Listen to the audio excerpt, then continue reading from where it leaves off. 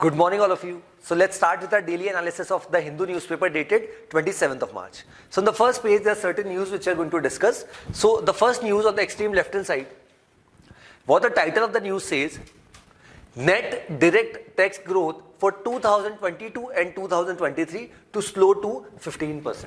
So यहाँ पे basically क्या हुआ है, यहाँ पे डायरेक्ट टैक्सेस की बात की गई. डायरेक्ट टैक्स की बात करते हैं मेजरली जो कंपोनेंट आते हैं. अगर डायरेक्ट टैक्स की अगर हम बात करें, ऐसा वो टैक्स जिसका बर्डन आप किसी के ऊपर शिफ्ट नहीं कर सकते, that is called direct taxes. That means इसमें इनकम टैक्स आ गया, कॉर्पोरेट टैक्स आ गया और एक सिक्योरिटी ट्रांजैक्शन टैक्स इसमें आता है. अब इसकी बात कीजिए, अगर हम डायरेक्ट टैक्स समझ लें तो इनडायरेक्ट टैक्स क्या होता है. इनडायरेक्ट टैक्स एक ऐसा टैक्स होता है जिसका बर्डन आप किसी दूसरे के ऊपर शिफ्ट कर सकते हो. इसका सबसे अच्छा एग्जांपल जो भी हमारे देश में चल रहा है that is GST, goods and services tax. आपने देखा होगा कुछ कमोडिटी आप परचेज करते हैं या रेस्टोरेंट में जाते हैं या फिर आप होटल में जाते, फॉर एग्जाम्पल कुछ शॉपिंग करते हैं, तो जब तब उस आपका जो ओवरऑल बिल होता है उसके बाद एक जीएसटी का अमाउंट लगता है.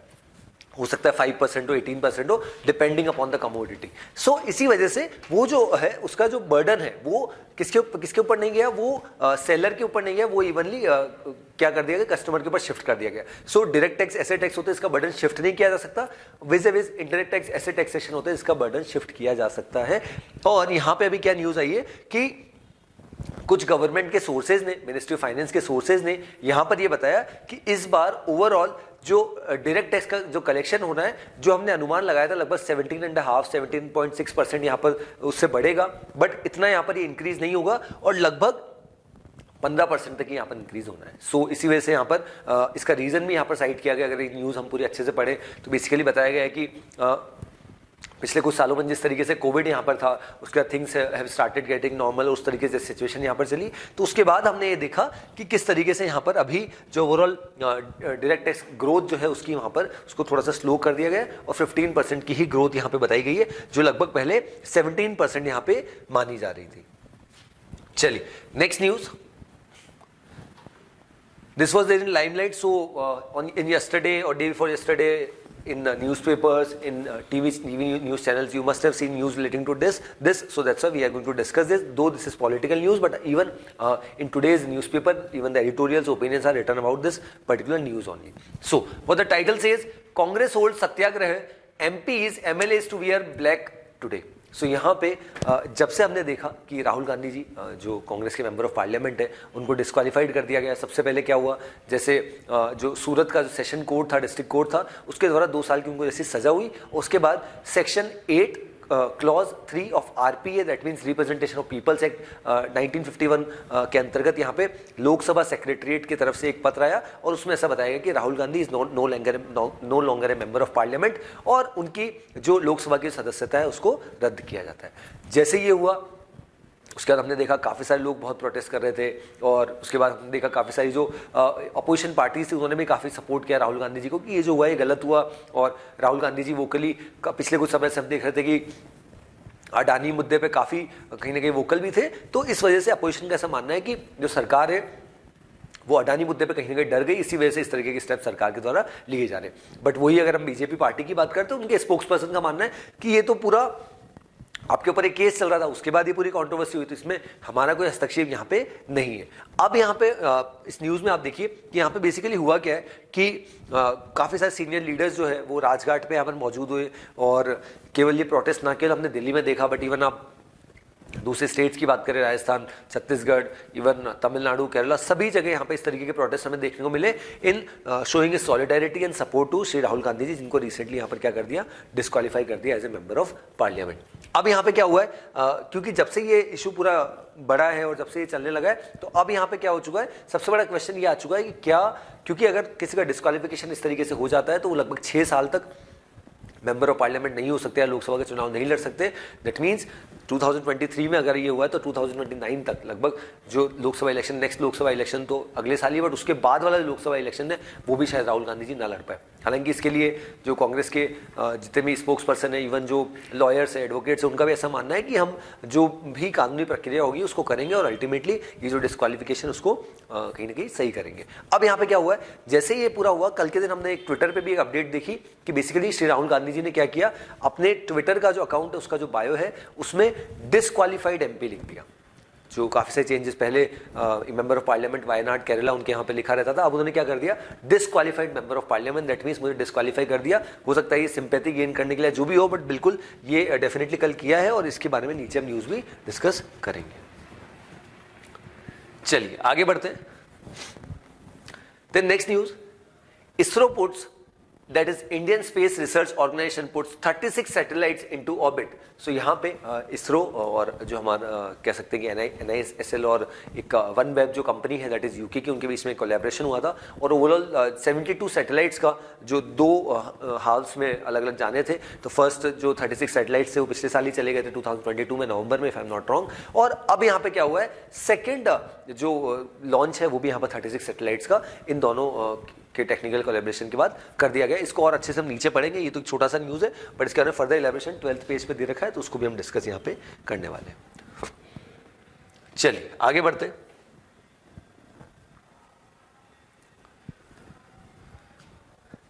This is the city part, this we can skip.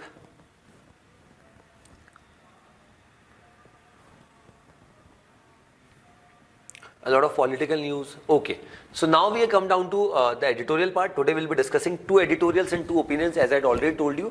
So आज के अगर editorials की बात करूँ तो first editorial is talking about making sense of the disqualification of a लोक सभा MP. So as I told you कि आज के न्यूज़पेपर में हम बहुत सारे editorials, बहुत सारे opinions श्री राहुल गांधी जी का जो disqualification हुआ उसके बारे में पढ़ने वाले, उसके लीगैलिटी क्या है उसको भी डिस्कस करेंगे। सो बेसिकली फर्स्ट एडिटोरियल में यहाँ पे ऑथर ने यही बात की, और author was himself was a former secretary general of the Lok Sabha, तो उनको सारी प्रक्रिया पता है, तो उन्होंने अपने ओपिनियन यहाँ पे दिया है रिगार्डिंग दिस डिस्क्वालिफिकेशन।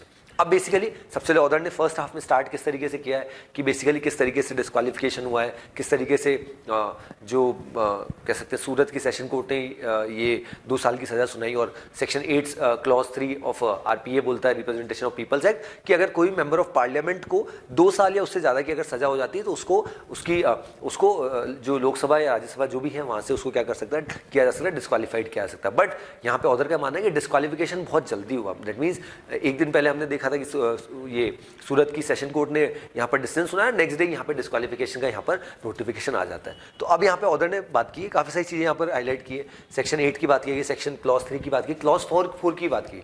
देखिए क्लॉज 4 का ऑथर ने कुछ थोड़ा बहुत पार्ट यहाँ पे बताया। क्लॉज 4 क्या बोलता है कि अगर कोई मेंबर ऑफ पार्लियामेंट को अगर हटा दिया गया है या कह सकते हैं कि डिस्क्वालीफाई कर दिया गया from being a member of parliament, तो उनके पास 3 महीने का समय होता है कि वो क्या कर सके, जो भी कानूनी प्रक्रिया वो कर सकते हैं। बट 2013 में क्या हुआ था, जो ऑनरेबल सुप्रीम कोर्ट है उन्होंने इसके ऊपर स्टे लगा दिया था, बोले ये कहीं ना कहीं मेंबर ऑफ पार्लियामेंट का लेजिस्लेचर के पास पावर नहीं है कि इस तरीके से कर सके। तो उसके बाद क्या हुआ, फिर एक कॉन्ट्रोवर्सी जो आई, जो हम बार बार सुनते हैं कि राहुल गांधी जी ने एक ऑर्डिनेंस फाड़ दिया था, वो अल्टीमेटली ऑर्डिनेंस वही था कि अगर कोई मेंबर ऑफ पार्लियामेंट अगर डिस्क्वालीफाई हो गया और उसके ऊपर बाद में जो सुप्रीम कोर्ट ने स्टे लगा दिया तो फिर 3 महीने तक का उसको समय मिलता है। बट जो ऑर्डिनेंस उनके द्वारा फाड़ा गया था, आज 10 साल बाद लगभग आप देख लीजिए, अगर वो ऑर्डिनेंस होता और उसका अगर कानून बना होता या ऑर्डिनेंस हमारे कॉन्स्टिट्यूशन में या दूसरे लॉज में होता तो अल्टीमेटली उनका बचाव हो सकता था। बट क्योंकि वो ऑर्डिनेंस उन्हीं के द्वारा फाड़ दिया गया था और आज अल्टीमेटली ये सीन है कि 10 साल बाद आज हम देख रहे हैं कि वो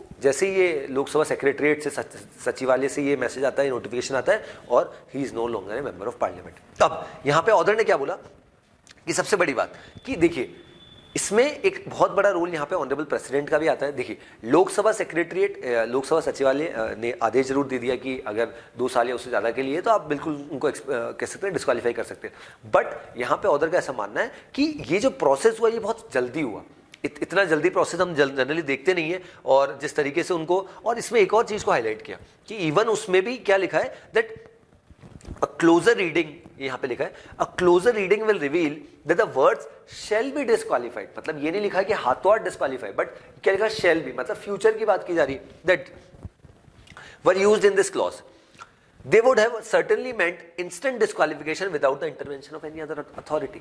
That means वो उसमें जो लिखा था that was वो एक फ्यूचर की बात कर रहा था कि डिस्क्वालीफाई किए जा सकते हैं। बट आपने तो नेक्स्ट डे ही हमने देखा कि उनको क्या कर दिया, डिस्क्वालीफाई कर दिया from being a member of parliament. Passive voice की बात की। सेकंड, बार बार यहाँ पे ऑथर ने आर्टिकल 101, 102, 103 की बात की, जो बेसिकली बात करता है और जो एम्पावर करता है कि अगर ऐसा कुछ हुआ है तो जो हमारे ऑनरेबल प्रेसिडेंट है उनके पास ये पावर है कि वो किस तरीके से अगर कोई मेंबर ऑफ पार्लियामेंट को अगर ऐसे निकाल दिया गया तो उसके खिलाफ एक्शन ले सकते हैं और जो भी कानूनी प्रक्रिया उसको करके उनको रिवोक किया जा सकता है। बट यहाँ पे इस पर्टिकुलर सिचुएशन में यहाँ पे ऑर्डर ने बोला कि जो पहले भी इस तरीके के कुछ केसेस को साइड किया, that is supreme court in consumer education and research society versus union of India, जिसने अपहेल्ड किया था इस पोजीशन को, और उस समय जजमेंट ने बोला था कि the president performs adjudicatory and declaratory functions here, इसको भी हाईलाइट किया। बट अल्टीमेटली ऑर्डर का मानना है कि honourable president has the power कि वो क्या कर सकते हैं इस पर्टिकुलर पूरे मुद्दे में, बट ऐसा कुछ हमें हस्तक्षेप यहाँ पे देखने को नहीं मिला। और उसके बाद यहाँ पे आर्टिकल 103 की भी यहाँ पे बात की, जहाँ पे एक सिटिंग मेंबर अगर कन्विक्टेड है और डिस्क्वालिफिकेशन है तो उसको डेट ऑफ कन्विक्शन से, जब से उसको कन्विक्शन हुआ है तब से उसको डिस्क्वालीफाई यहाँ पे करार दिया जा सकेगा। तो यहाँ पे ये जो लिली थॉमस वाला है, लिली थॉमस वही 2013 वाला जो केस हुआ था, इसके बाद सुप्रीम कोर्ट ने बोला था कि 3 महीने का जो समय मेंबर ऑफ पार्लियामेंट को दिया जाता है अपनी दलील रखने के लिए, वो नहीं दिया जाएगा, इसके ऊपर ही सुप्रीम कोर्ट ने स्टे लगा दिया था। देन उसके बाद पूरा वापस lily Thomas section 8 sub clause 4 जो हमने ऑलरेडी डिस्कस किया है, किस तरीके से 3 महीने का यहाँ पर वो समय देता था, बट जिस तरीके से यहाँ पर डिस्क्वालिफिकेशन हुआ उसको भी ऑर्डर ने क्वेश्चन किया। आर्टिकल 103 की ऑर्डर ने बात की, 102 की बात की, और उसी के साथ साथ जिस तरीके से ऑनरेबल प्रेसिडेंट का इंटरवेंशन यहाँ पर नहीं हुआ उसको भी हाईलाइट किया गया। एंड लास्ट थिंग जो यहाँ पे an issue to reflect on, इसको लास्ट का थोड़ा सा पढ़ते हैं, उससे और हमारी क्लैरिटी आएगी कि ऑर्डर यहाँ पर क्या कंक्लूड करना चाहते हैं। That is in our multi party democracy every political party is a potential ruling party. ठीक है, क्योंकि कोई भी पॉलिटिकल पार्टी का चुनाव लड़ रही तो आज नहीं तो कल कभी ना कभी अगर वो पावर में आ सकते हैं, अगर उन्होंने जनता की बात रखी है, जो अपने जो कह सकते हैं जो उन्होंने वादे किए थे उसके ऊपर अगर उन्होंने कहीं ना कहीं अमल किया तो then so every political leader is expose to the danger of being halted up for defamation and put out of the electoral process for long years. ठीक है, people of mature democracies must be able to enjoy humor without any fear. People must learn to laugh at themselves, otherwise we'll always be busy sending people to jail. That means अगर कोई leaders के द्वारा, कोई politicians के द्वारा अगर कुछ statement दिए गए, अगर वो गलत है तो बिल्कुल उनके ऊपर कार्रवाई होनी चाहिए। बट अगर कोई पॉलिटिकल स्टेटमेंट इस तरीके से दिए गए चुनाव को मद्देनजर रखते हुए, या फिर as a sense of humour यहाँ पे अगर बोले गए, बट उसको भी अगर आप ऑन ए सीरियस नोट अगर लेके जाओगे, उसका इस तरीके के एक्शन लोगे, तो आपको ये पता होना चाहिए कि आज आपकी हो सकता है रूलिंग पार्टी आप सरकार में हो, बट इन फ्यूचर आप ना रहो, और दूसरी पॉलिटिकल पार्टीज को भी मौका यहाँ पे जनता डेफिनेटली देगी। तब इस तरीके की चीजें अगर आपके साथ होगी तो क्या सिचुएशन हो सकती है, उसको भी ऑर्डर ने इनडायरेक्टली, हालांकि ये चीज डायरेक्टली यहाँ पर ऑर्डर ने हाईलाइट नहीं की, बट ऑर्डर का यही मानना है कि जिस तरीके से सेंस ऑफ ह्यूमर की यहाँ पर बात की गई है कि किस तरीके से कुछ चीजें, कुछ स्टेटमेंट यहाँ पे दिए गए, उसको इस तरीके से पोर्ट्रे किया गया, और उसके बाद जिस तरीके से पूरा ये केस यहाँ पर चला, तो उसको यहाँ पे ऑर्डर ने हाईलाइट किया। So this was I think about this whole editorial, जहाँ पे ऑर्डर ने थोड़ा सा कह सकते हैं लीगल बैकग्राउंड पे और जो सेक्शंस हैं उसको हाईलाइट किया, और उसी के साथ साथ क्या पावर यहाँ पर हो जाती है, और शेल बी डिस्क्वालीफाइड जो वर्ड्स वहाँ पे लिखे हैं उसको भी यहाँ पे हाईलाइट किया है। चलिए आगे बढ़ते हैं, सेकेंड एडिटोरियल देख लेते हैं। The opposition needs to take up the ग्रंटलेट।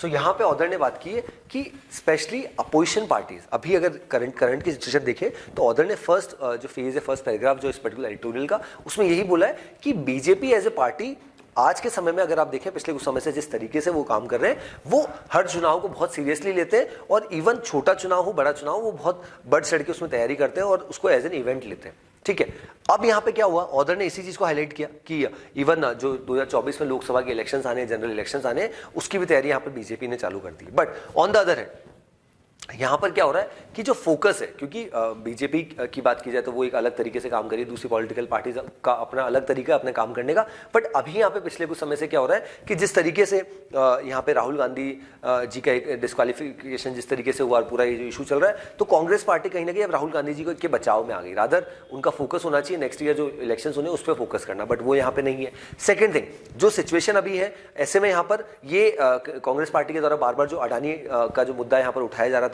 उसको भी कहीं ना कहीं दबाने की कोशिश की गई है, ऐसा यहाँ पर ऑर्डर का मानना है। तो ऐसे में यहाँ पर ऑर्डर ने यहाँ पे एक चीज बोली है कि सबसे पहली बात यहाँ पे ये होना चाहिए कि focus has to be on elections, जो सभी पॉलिटिकल पार्टीज है, क्योंकि अगले साल चुनाव है, बट इस तरीके से मुद्दों को अगर डेविएट किया जा रहा है तो वो डेफिनेटली यहाँ पर एक कॉम्पिटिटिव एज देगा यहाँ पे बीजेपी को then the other political parties.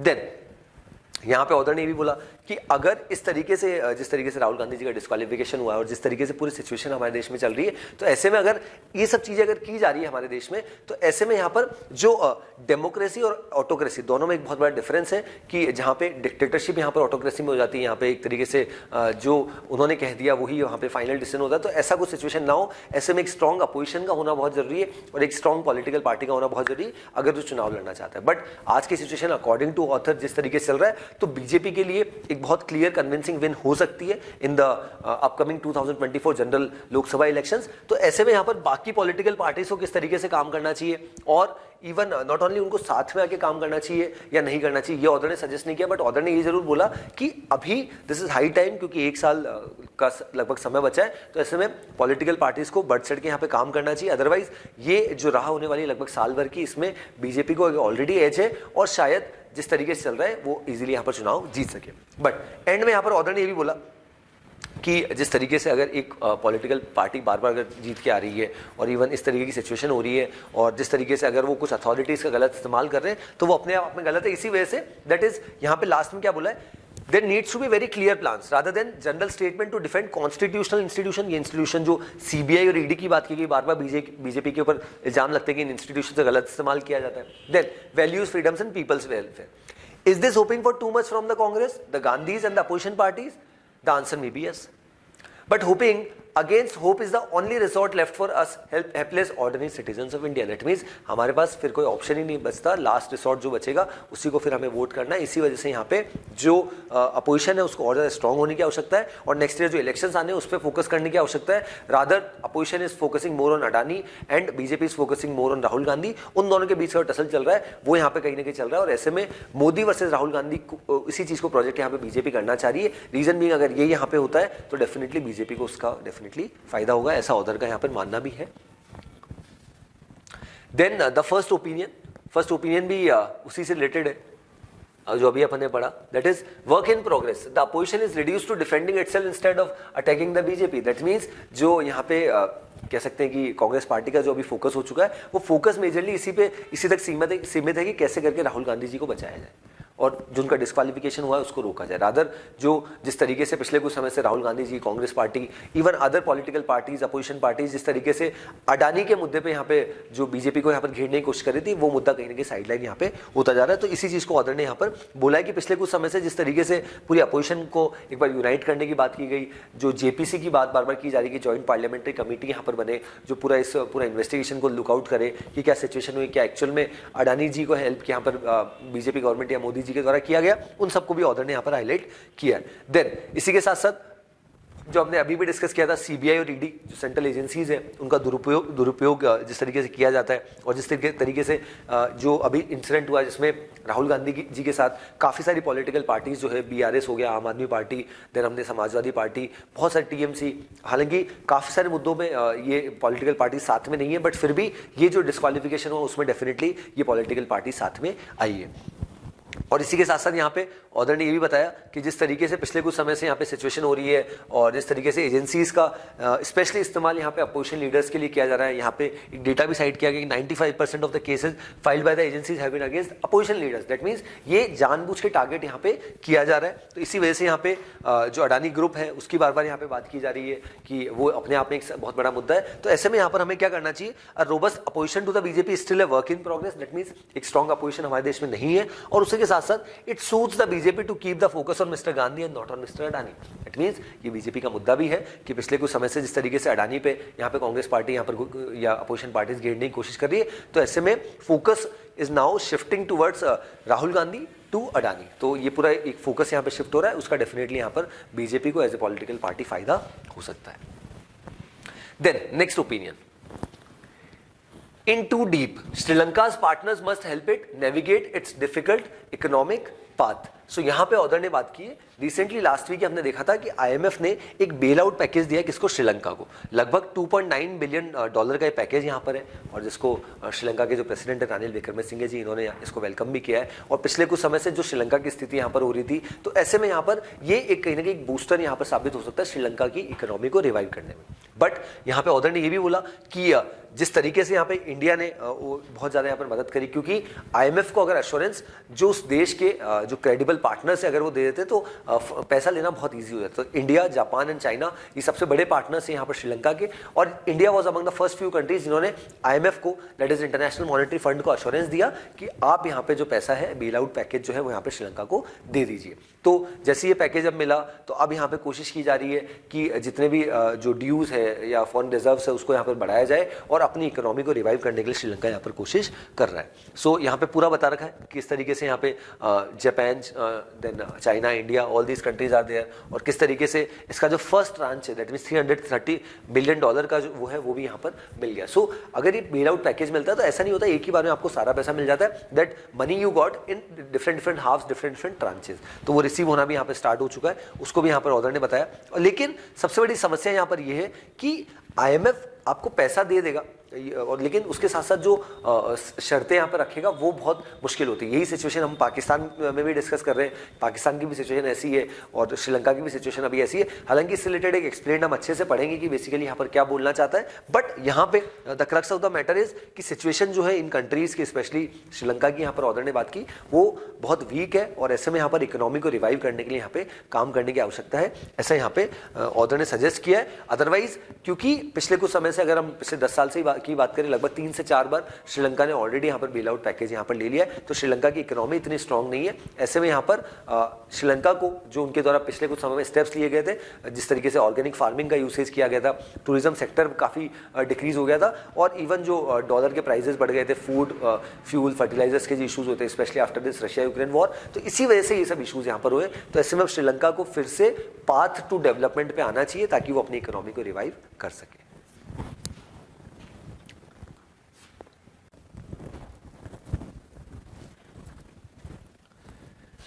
चलिए आगे बढ़ते हैं।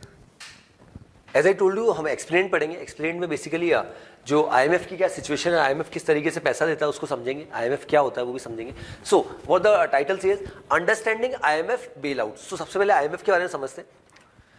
IMF यहां पे बता रखा है, IMF was set up in 1945। IMF की full form we are already aware, International Monetary Fund, ठीक है। 1945 में बना था out of the Bretton Woods conference, ठीक है। The primary goal of IMF back then was to bring about international economic coordination and to prevent competing currency devaluation by countries trying to promote their own export.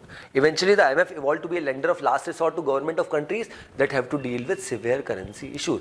That means IMF 1945 में जब start हुआ था तब उसका focus ये नहीं था devaluation और ये सब था, but as the time at pass काफी सारे बेल आउट पैकेजेस IMF के द्वारा दिए गए, और अब यहाँ पे IMF का फोकस ये हो चुका है कि ऐसी कुछ इकोनॉमीज जो मैक्रो इकोनॉमिक फैक्टर्स की वजह से उनकी इकोनॉमी की स्थिति बहुत खराब हो रखी है, तो उसको यहाँ पर वो फंड्स जो है प्रोवाइड करता है। बट अभी पिछले कुछ समय में अगर हम देखें तो श्रीलंका और पाकिस्तान ये दो ऐसे बड़े देश है जो पिछले कुछ समय से काफी कोशिशें कर रहे थे, किसके लिए, कि IMF से उनको एक बेल आउट पैकेज मिल जाए। ऐसा इसीलिए क्योंकि जैसा मैंने अभी आपको रिसेंटली एग्जांपल दिया, काफ़ी सारे रीजंस यहाँ पर रहे हैं। पाकिस्तान में तो हालांकि पॉलिटिकल स्टेबिलिटी भी नहीं है, और श्रीलंका का जैसे भी हमने डिस्कस किया कि जिस तरीके से पुरानी जो सरकार थी उन्होंने फोकस जो है अपना शिफ्ट किया था ऑर्गेनिक फार्मिंग के ऊपर, और उसके बाद जिस तरीके से things have went, tourism sector बहुत ज़्यादा डाउन हो गया, देन रशिया यूक्रेन वॉर, तो बहुत सारे उसका इंपैक्ट ये हुआ कि श्रीलंका की इकोनॉमी बहुत स्ट्रांग नहीं रही। इसी वजह से they are eyeing for this IMF bail out. अब यहाँ पे IMF के द्वारा बेल आउट दिया जा सकता है और दे भी दिया गया, अभी हमने डिस्कस भी किया। बट और इवन पाकिस्तान की भी सिचुएशन देखें तो वो भी बार बार कोशिश कर रहा है कि उनको भी एक बेल आउट का पैकेज मिल जाए।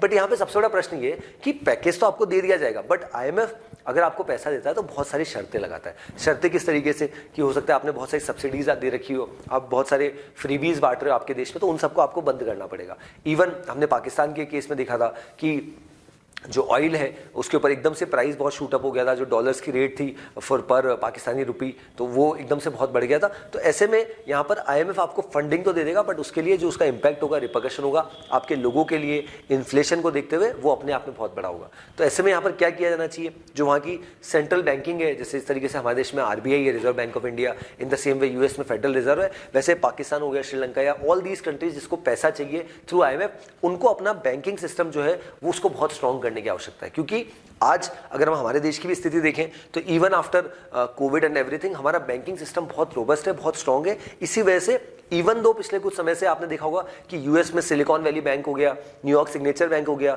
स्विट्जरलैंड का क्रेडिट स्विस हो गया, इन सब बैंक्स की दिवालिया होने की स्थिति आ गई। बट यहाँ पे हमारे लिए बहुत अच्छी बात है, क्योंकि हमारे यहाँ सबसे बड़ा फायदा ये है कि हमारे बैंकिंग सिस्टम में जो अधिकतर पैसा जो जमा है वो हमारे इंडियन इंडिविजुअल्स का है। हमारे यहाँ पे फॉरेन का पैसा इतना नहीं होता। अगर आप एक डेटा देखेंगे तो उसमें भी ये बताया कि फॉरेन का जो पैसा, क्योंकि जैसे यहाँ पे किसी देश की स्थिति खराब होती है तो फॉरेनर्स जो होते हैं, जो बाहर वाले होते हैं, वो सबसे पहले पैसा विड्रॉ करते हैं। बट हमारे यहाँ पे क्योंकि उनका पैसा बहुत चंक जो है बहुत कम है, और जनरली हमारे यहाँ बैंकिंग सिस्टम इसलिए भी स्ट्रांग है क्योंकि आप जैसे लोग, हमारे जैसे लोग जो अपनी जो थोड़ी बहुत सेविंग होती है उसको जब बैंक में जमा कराते तो उसी वजह से हम वो पैसा एकदम से नहीं निकालते। बट यहाँ जनरली अभी silicon valley bank, New York signature bank में सिचुएशन क्या हुई है, यहाँ सिचुएशन हुई है बैंक रन की।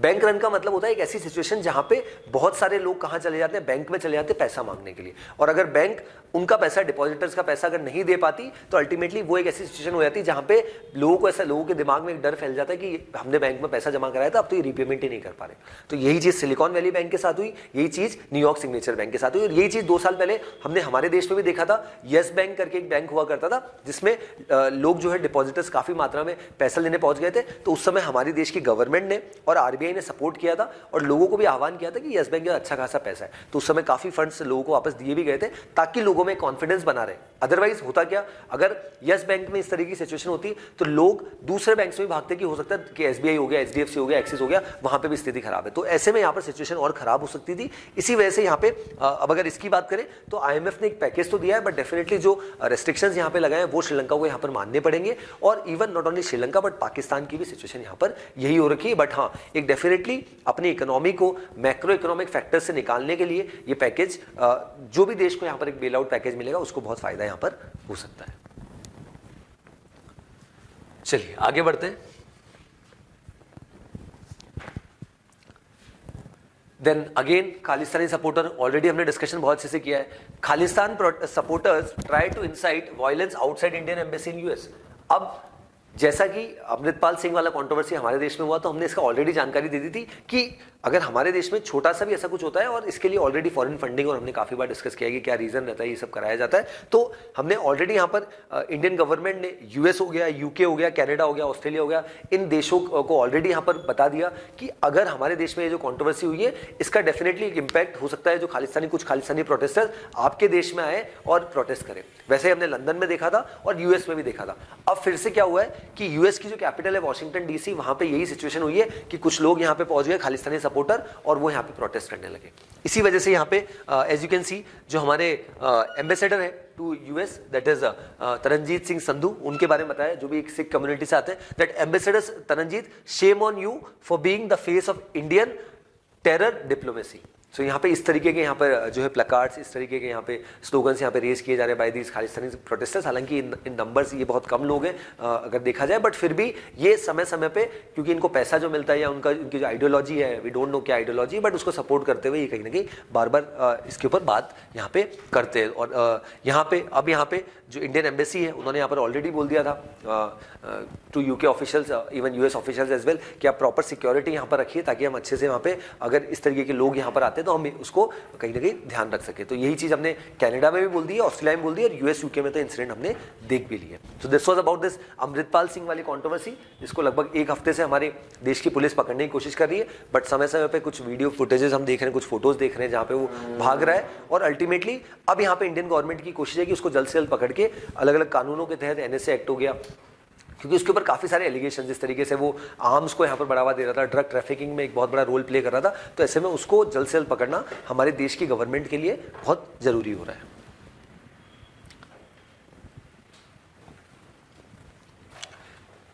Then trains to ply on world's highest rail bridge in 2024 said by our minister. So union railway minister जो हमारे अश्विनी वैष्णव जी, as you can see in the photograph itself at the center, उन्होंने क्या किया है, जो Jammu and Kashmir में world का highest rail bridge यहाँ पर बनना है राइजी डिस्ट्रिक्ट में, उसको वहाँ पर उन्होंने विजिट किया है। as you can see ये एक अपने आप में जो हमारा एक कह सकते हैं कि जिस तरीके से जम्मू एंड कश्मीर को कनेक्ट करने के लिए और बाकी सारे देश से कनेक्ट करने के लिए ये एक बहुत इंपॉर्टेंट चीज़ है, और इसको वर्ल्ड का हाईएस्ट रेल ब्रिज भी यहाँ पर बताया जा रहा है। इसको बनाने में लगभग हमने देखा काफ़ी देरी भी हुई है, क्योंकि जिस हाइट पे बनाया जा रहा है, जिस ऑल्टीट्यूड पे बनाया जा रहा है, जब जब तेज़ हवाएं चलती है तो काम रोकना पड़ता है, इसी वजह से इसका जो काम है उसको स्लो किया गया। बट अब फाइनली यहाँ पर यूनियन रेलवे मिनिस्टर जी के द्वारा इसकी जानकारी दी गई कि लगभग फर्स्ट हाफ जो है, अगर हम बोले 2024 का, अगले साल इस समय तक डेफिनेटली ये जो ब्रिज है ये दैट विल स्टार्ट ऑपरेशनल और इसकी शुरुआत की जा सकेगी।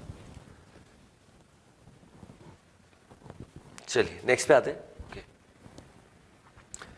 जैसे मैंने इसको ऑलरेडी बता दिया कि Rahul calls himself disqualified MP in his Twitter bio. So Twitter में का जो बायो है उसमें राहुल गांधी जी ने अपने आप को एक अयोग्य सांसद घोषित कर दिया, that is a disqualified member of parliament. तो इसी वजह से कल वो काफ़ी ट्रेंडिंग भी था और काफ़ी सोशल मीडिया पे बार बार आ भी रहा था, इंस्टाग्राम, यूट्यूब शॉर्ट सब में आ रहा था कि राहुल गांधी जी ने अपने आप को डिस्क्वालिफाइड मेंबर ऑफ पार्लियामेंट यहाँ पर करार दे दिया गया।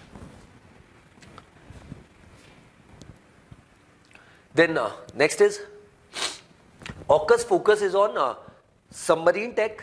There is no room for a fourth nation. So यहाँ पे AUKUS की बात की गई। AUKUS की अगर बात करते हैं, AUKUS में there are 3 countries are part of AUKUS.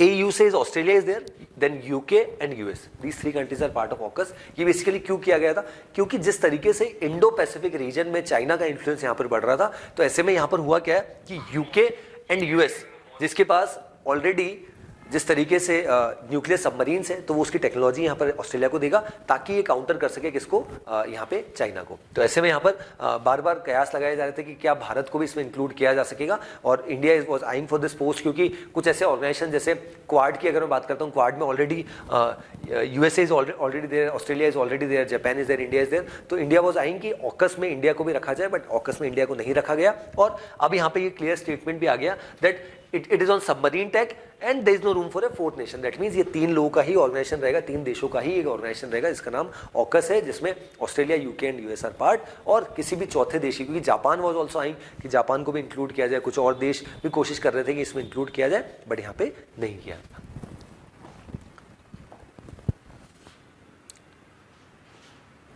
चलिए आगे बढ़ते हैं। ओके, इस न्यूज को हालांकि हमने फर्स्ट पेज पे डिस्कस किया था थोड़ा सा। हुआ क्या है, ISRO puts 36 OneWeb satellites into orbit. OneWeb की अगर बात की जाए, यूके बेस्ड कंपनी है और एक कोलैबोरेशन हुआ है यहाँ पे 2 कंपनीज के बीच में। First is NSIL, that is new space India limited, और जो नेटवर्क एक्सेस एसोसिएट लिमिटेड है यूके की, जिसको OneWeb ग्रुप कंपनी बोला जाता है, उसके बीच में इस तरीके से कोलैबोरेशन हुआ।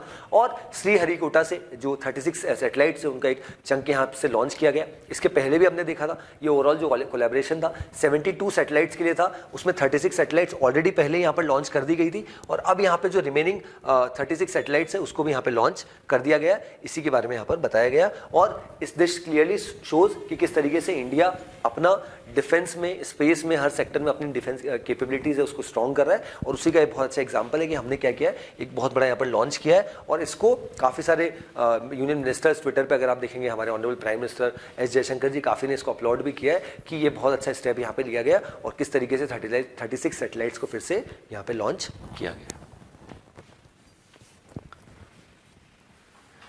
चलिए, on the world section, there's certain similar news, so that's why I have not highlighted any news from an examination point of view. चलिए, so herein I conclude with today's session. I hope the session was insightful. That's all from my side.